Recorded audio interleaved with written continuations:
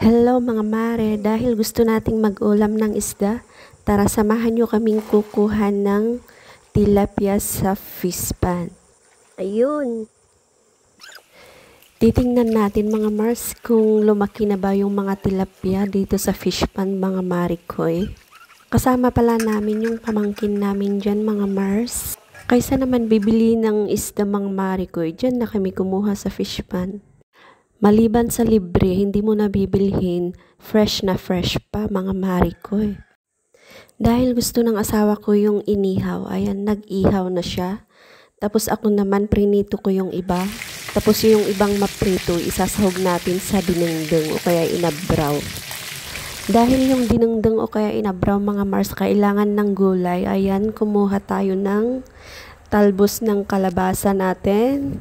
Tapos yung bunga niya na maliit pa mga Mars.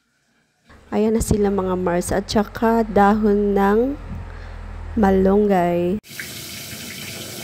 At ayan na nga ang ating dinengdeng o kaya inabraw mga marikoy. Malapit na siyang matapos. Magdala na kayo ng mga kanin niyo dyan mga Mars at kain na tayo.